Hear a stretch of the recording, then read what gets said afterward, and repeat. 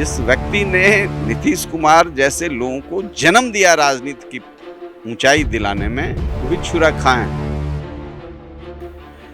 तो सतर्क रहेंगे, क्योंकि इस इतिहास को उपेंद्र कुशवाहा भी जानते हैं। कल के जानी दुश्मन अब दोस्त बन चुके हैं। नीतीश कुमार और उपेंद्र कुशवाहा की दोस्ती और दुश्मनी किसी से छिपी नहीं है। ये वही नीतीश कुमार हैं जो कई बार उपेंद्र कुशवाहा को बेइज्जत तक कर चुके हैं, और यही वो उपेंद्र कुशवाहा है जो सीधे तौर पे कई बार बयान दे चुके हैं कि नीतीश कुमार उन्हें ठिकाना लगाना चाहते हैं।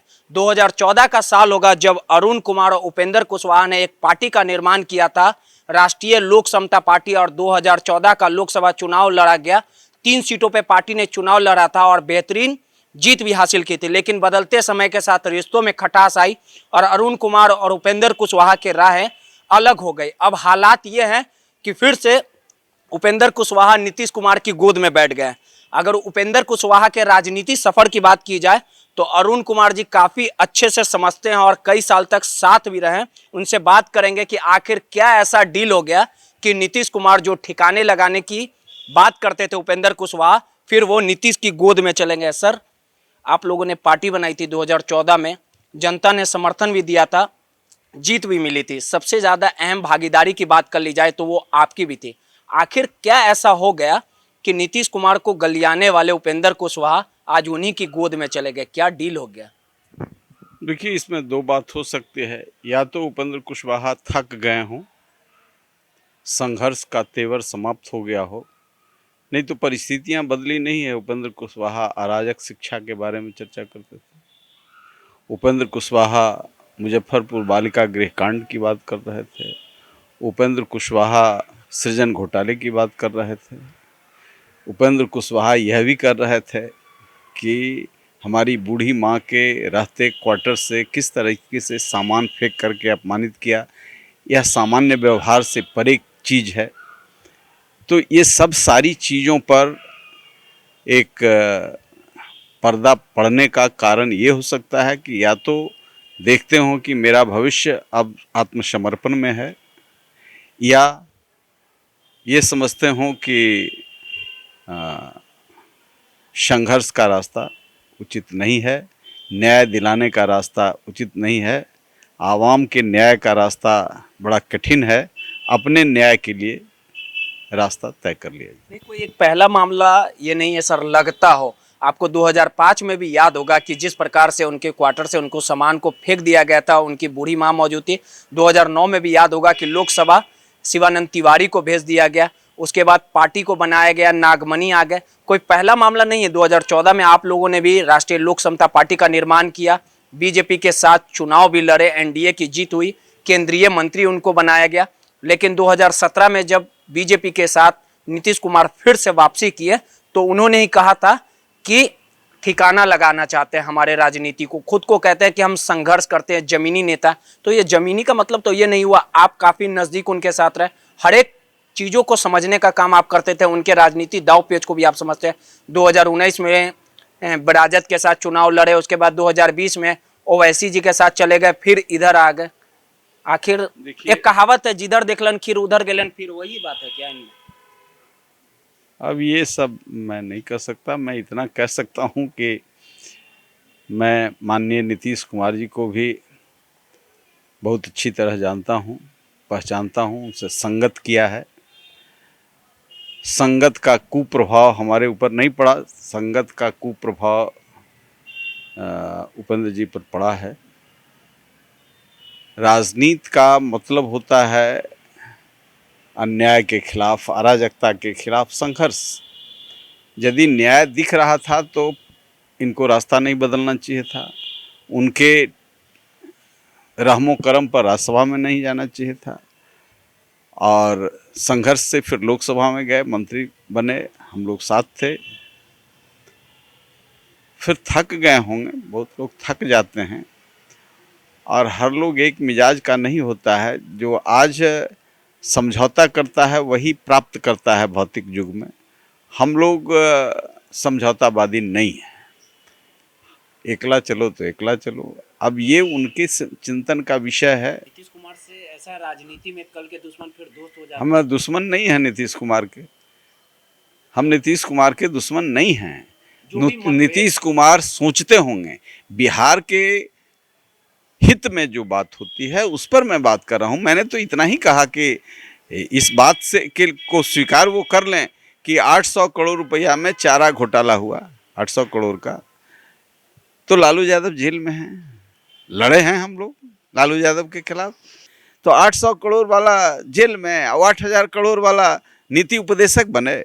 मैं जाऊंगा, ये मैं बुलाते हैं तो मैं जाऊंगा तो ये मैं बोलूंगा कि आप स्वीकार कर लीजिए, चाहे जो सजा हो भुगतिए। बहुत सिंपल बात है कि आपके राज में हजारों करोड़ कहाँ गया, किसके पॉकेट में गया, कहाँ घूम रहा था, आई विचरण कर रहा था 10 साल। तो आप वित्तीय यहाँ तो संविधान के तहत सब लोग बंधे हुए हैं। उसने हस्तक्षेप किया, आपने हस्तक्षेप नहीं होने दिया, तो आप जिम्मेवार हैं उस पैसे के लिए। चाहे आपके चहेते, चाहे विशेष कृपा से आप नहीं लिए होंगे, हो सकता है आप हरिश्चंद्र हो, लेकिन आपके लोग तो मजे मार रहे थे। कागज पर बांध बना दिया गया, दारू चूहा पी गया। ये सब तो चीज अजूबा चीज इनके राज में हुआ।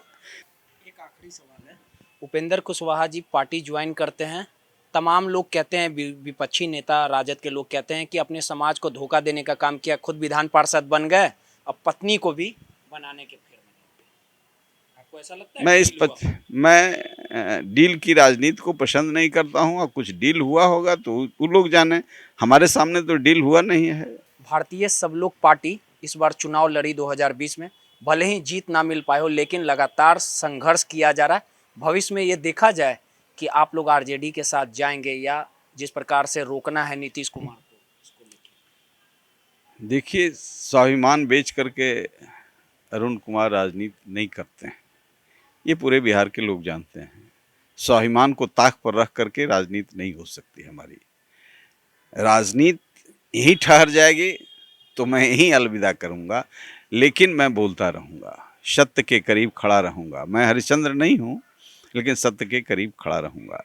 आप जानते हैं कि उनका सामान फेंकवा दिया गया और मुझे किडनैपिंग केस में फंसा दिया नीतीश कुमार जी। न किसी को फंसाते हैं, न किसी को बचाते हैं।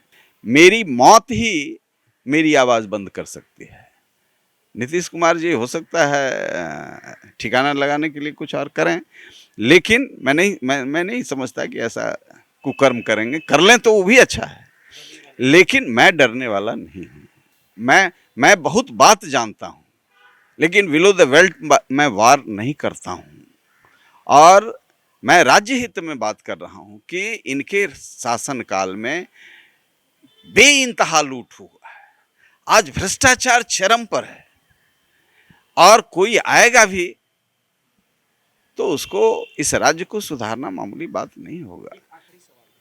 बिहार विधानसभा अध्यक्ष को जिस प्रकार से सम्राट चौधरी ने बेइज्जत करने का काम किया, राम सूरत राय जी ने कहा कि गांधी मैदान में फरियाद लेंगे, आपको लगता है सर्वोच्च पद पे बैठा जो व्यक्ति है उसके साथ इस तरह का व्यवहार, बंगाल चुनाव भी है, क्या लगता है?